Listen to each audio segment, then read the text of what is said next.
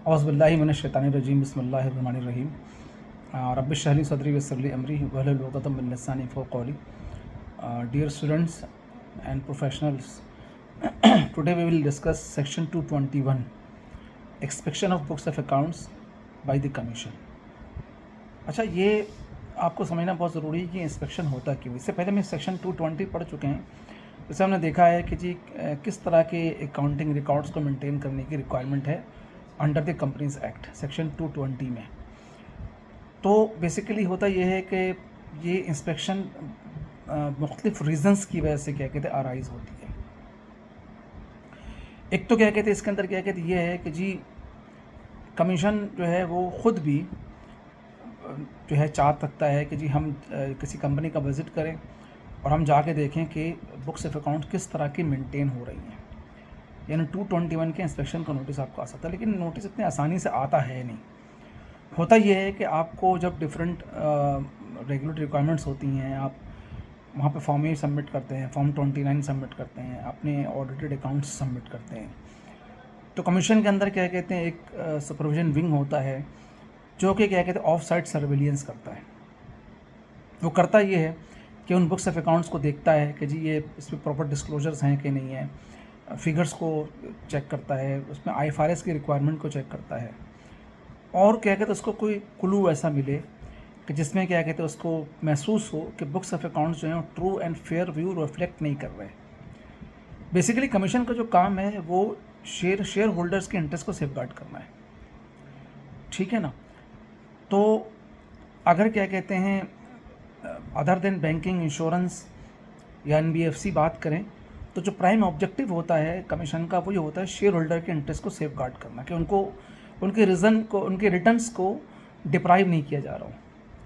और अगर banking company हो तो शेयर होल्डर के साथ साथ जो है वो डिपॉजिटर्स के इंटरेस्ट को भी सेफगार्ड किया जाता है। अगर इंश्योरेंस कंपनी हो तो शेयर होल्डर के साथ साथ जो पॉलिसी होल्डर्स हैं उनके इंटरेस्ट को भी सेफगार्ड किया जाता है। और अगर NBFC की कोई कंपनी मुदारबा है, लीजिंग है, और 8 तरह की एग्ज़ाम है जो हम सेपरेट डिस्कस कर चुके हैं अपने अलग लेक्चर में। तो अगर NBFC की कोई कंपनी है तो उसमें देखा जाता है कि जो सर्टिफिकेट होल्डर्स जो हैं, म्यूचुअल फंड होल्डर हैं या क्या कहते हैं पेंशन फंड होल्डर्स हैं, शेयर होल्डर के साथ साथ उनके इंटरेस्ट को भी देखा जाता है। तो वहाँ से कमीशन को जब ऑफ साइट सर्विलेंस होती है तो इंडिकेशन मिलता है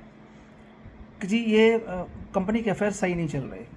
इसके डिस्क्लोजर्स प्रॉपर नहीं है, इसके क्या कहते हैं IFRS की इम्प्लीमेंटेशन सही नहीं है। हो सकता है कि आपके रिलेटेड पार्टी ट्रांजेक्शन के अंदर क्या कहते हैं कोई चीज़ इसको नज़र आ जाए, हो सकता है आपकी इन्वेस्टमेंट के अंदर क्या कहते हैं कोई चीज़ नज़र आ जाए, तो हो सकता है कि इन्वेस्टमेंट इन एसोसिएट के अंदर क्या कहते हैं आपको कुछ नज़र आ जाए। तो डिफरेंट एस्पेक्ट से क्या कहते हैं ऑफसाइट सर्विलेंस क्या कहते हैं होती है। और कमीशन अगर समझता है कि जी अब ज़रूरी है कि इन फिगर्स को वेरीफाई करने के लिए हम जो है इंस्पेक्शन करें, तो फिर कमीशन जो है सेक्शन 221 में एंटिटीज़ को नोटिस सर्व करता है कि हमें आपके बुक्स की इंस्पेक्शन करनी है। ये भी एक बैकग्राउंड है। इससे आगे फिर एक और स्टेप होता है फर्दर इन्वेस्टिगेशन, लेकिन अभी हम वो डिस्कस नहीं कर रहे। आज का जो लेक्चर है इसका हम डिस्कस कर रहे हैं इंस्पेक्शन को, कि कमीशन जो है इंस्पेक्शन क्यों करता है। तो अब कमीशन ने क्या कहते हैं आपको इंस्पेक्शन क्या कहते हैं ऑर्डर कर दिया। तो जब कमीशन का इंस्पेक्शन ऑर्डर क्या कहते हो जाता है तो ये कंपनी के तमाम एम्प्लॉयज़ की, तमाम डायरेक्टर्स की, ऑफिसर्स की ये रिक्वायरमेंट है कि जो कमीशन जो जिसके कस्टडी के अंदर कोई बुक्स है, अकाउंट्स है, पेपर है, उसकी कस्टडी के अंदर, तो वो क्या कहते हैं कमीशन को या जो कमीशन के जो इंस्पेक्टर्स आएंगे उनको प्रोड्यूस करें। उसके अलावा क्या कहते हैं अगर को कमीशन कुछ और डिमांड करता है, कोई इंस्पेक्शन डिमांड करता है, कोई एनालिसिस आपसे डिमांड करता है, कोई एजिंग मांगता है आपसे, या कोई और चीज़ मांगता है जो कि आपकी रिलेवेंट है बुक्स टू द अकाउंट से, बुक्स ऑफ अकाउंट से रिलेटेड है, तो आपकी मैंडेटरी जिम्मेदारी है तमाम ऑफिसर्स की, डायरेक्टर्स की, कि क्या कहते हैं वो फैसिलिटेट करें कमीशन के ऑफिसर्स को उस इन्वेस्टिगेशन को प्रॉपर तरीके से करवाने के लिए, ताकि कमीशन क्या कहते हैं सेटिस्फाई हो सके कि जो उसकी जो ऑब्जर्वेशन है वो वाकई क्या कहते हैं उसमें कुछ है या नहीं है, तो वेरीफाई करते हैं। उसके बाद कमीशन को इस सिलसिले में जो भी फैसिलिटेशन चाहिए, जो भी असिस्टेंस चाहिए, तमाम डायरेक्टर्स की, ऑफिसर्स की या एम्प्लॉई हैं कंपनी की, उनकी जिम्मेदारी होती है कि इंस्पेक्शन के कनेक्शन के हवाले से तमाम चीज़ें क्या कहते हैं कमीशन से क्या कहते हैं वो असिस्टेंस प्रोवाइड करें। हो सकता है कि वो थर्ड पार्टी को इन्फॉर्मेशन कॉल करना चाहती हैं तो आप क्या कहते हैं वहाँ से इन्फॉर्मेशन लेके देंगे। अगर वो थर्ड पार्टी को कोई क्वेरी भेजना चाहती है, कोई चीज़ क्वेरी करना चाहती है उसके वाले से, जो भी फैसिलिटेशन कमीशन को चाहिए, इवन वहाँ उनको बैठने के लिए जो आप कमरा देंगे या जगह देंगे वो भी कंड्यूसिव होना चाहिए कि वहाँ पे कमीशन के जो इंस्पेक्टर्स आएंगे वो क्या कहते हैं वहाँ पे आराम से बैठ सके। ये नहीं कि आपने ऐसी जगह बैठा दी जहाँ गर्मी है या कंप्यूटर्स काम नहीं कर रहे हैं, उनको आप एक्सेस देंगे, अपने कंप्यूटर्स का भी एक्सेस देंगे, अपने रिकॉर्ड का भी एक्सेस देंगे, आपको जो एनालिसिस करके देने के लिए कहेंगे वो भी क्या कहते हैं आप करेंगे। आप जो ऑफिसर्स इंस्पेक्शन कर रहे होते हैं अंडर सेक्शन 221, तो during the course of inspection जो है वो कुछ चीज़ें आपसे डिमांड कर सकते हैं। जैसे वो आपसे कह सकते हैं कि जी कोई हमें बुक्स ऑफ अकाउंट से कॉपीज़ दे दें, वाउचर से कॉपीज़ दे दें, कोई पेपर का प्रिंट आउट दे दें, कंप्यूटर का ट्रायल बैलेंस का प्रिंट आउट दे दें। तो कुछ और चीज़ें अगर मांगना चाहें जो उनकी रिक्वायरमेंट होगी तो वो भी आपको कमीशन को क्या कहते हैं प्रोवाइड करना है जिस फॉर्म में वो मांगे। अगर वो सॉफ्ट कॉपी मांग रहे हैं तो आप सॉफ्ट कॉपी देंगे, अगर आप हार्ड कॉपी मांग रही है कमीशन के इंस्पेक्टर्स तो आप हार्ड कॉपी देंगे। इसके अलावा कमीशन के इंस्पेक्टर्स को भी ये राइट है कि जब वो आपकी बुक्स ऑफ अकाउंट्स की इंस्पेक्शन कर रहे हों तो वो अगर मैनुअल कर रहे हैं तो मैनुअल में अगर उनको कहीं कोई निशान लगाना है, कोई मार्क ऑफ आइडेंटिफिकेशन क्या कहते हैं अगर करना है, कोई साइन करना है as a token of inspection, तो क्या कहते हैं वो कर सकते हैं। आप नहीं मना कर सकते उनको कि जी इस पर निशान नहीं लगाएं, इस पर ये नहीं करें, इस पर साइन नहीं करें। इस तरह से क्या कहते हैं अगर आपका क्या कहते हैं कोई सॉफ्टवेयर के अंदर सिस्टम है उसको भी एक्सट्रैक्ट कर सकते हैं, उसके अंदर भी क्या कहते हैं वो अपने कोई सिस्टम्स के कोई अगर वो आइडेंटिफिकेशन करना चाहें तो वो क्या कहते हैं वहाँ पर ड्रॉ कर सकते हैं। उसके अलावा क्या कहते हैं कमीशन क्या कहते हैं अगर समझते हैं कि जी कमीशन इंस्पेक्टर समझते हैं कि जी ये पॉसिबल नहीं है कि जी हम यहाँ पे बहुत ज़्यादा डिटेल स्क्रूटनी कर सकें और क्या कहते हैं कोई जो उनकी इंक्वायरी है, ये इंस्पेक्शन है वो लीड कर रही है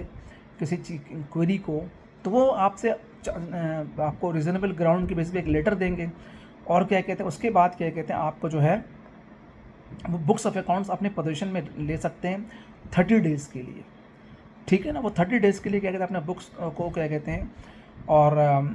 कर सकते हैं। अगर कमीशन समझता है कि कहीं पे कोई ऑफेंस है उसको देखना है तो कमीशन 30 डेज़ के लिए अपने बुक को क्या कहते हैं कर सकता है। उसके बाद क्या कहते हैं जब कमीशन क्या कहते हैं ये सारा काम कर लेता है तो 221 के सब सेक्शन 5 में, ये बहुत इंपॉर्टेंट सेक्शन है, ये एग्जामिनेशन नहीं पूछा जाता है और प्रैक्टिकली भी क्या कहते हैं पता होना चाहिए। उसमें जो है where an inspection of the books of accounts and books and papers of the company has been conducted under section 221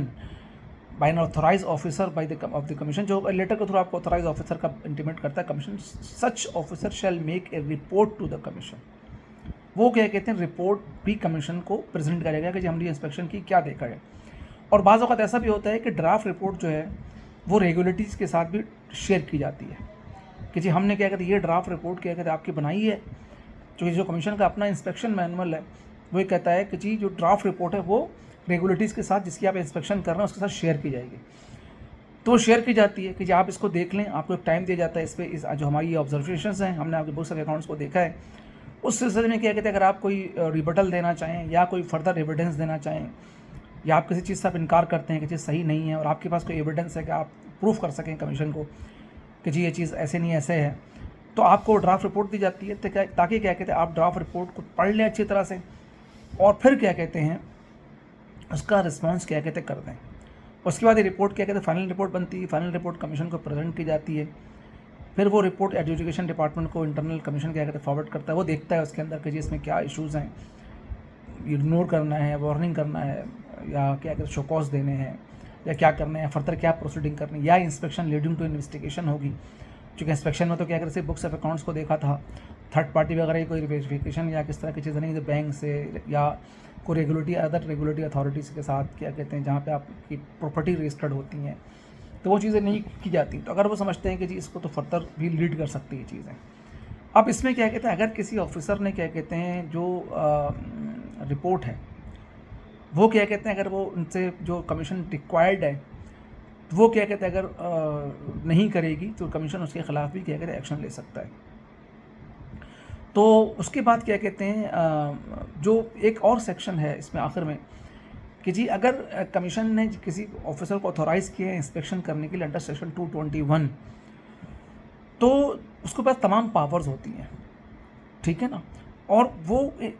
इस इंस्पेक्शन के रिलेशन से वो कोई फर्दर इंक्वायरी भी क्या कहते हैं कर सकता है। तो ये चीज़ क्या कहते हैं आपके लिए एक रास्ता क्या कहते हैं खोल रही है। और ज़ाहिर है कि अगर कोई ऐसी कंपनी जो इंश्योरेंस कंपनी है और उसमें अंडर इंश्योरेंस ऑर्डिनेंस अगर इंस्पेक्शन नहीं हुआ, कंपनीज एक्ट के तहत क्या कहते हुआ, तो हो सकता है कि जी ये हो जाए कि जी इंश्योरेंस ऑर्डिनेंस के अंदर सेक्शन 59 में भी कर लिया जाए, इंस्पेक्शन 59A में भी इंस्पेक्शन कर लिया जाए,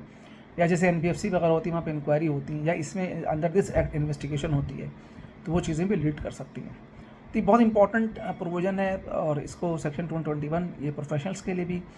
जो ICMA फाइनल के स्टूडेंट हैं, ICMA के फाइनल के स्टूडेंट्स हैं, या ICAP के फाइनल के स्टूडेंट्स हैं जो कॉर्पोरेट लॉ के एग्ज़ाम को दे रहे हैं, या जो प्रैक्टिकल CFO CEO वगैरह इंडस्ट्री में काम कर रहे हैं, उनके लिए बहुत इंपॉर्टेंट है। तो उम्मीद है कि ये वीडियो डिटेल वीडियो है, आपको पसंद भी आएगी और इसको लाइक भी करेंगे।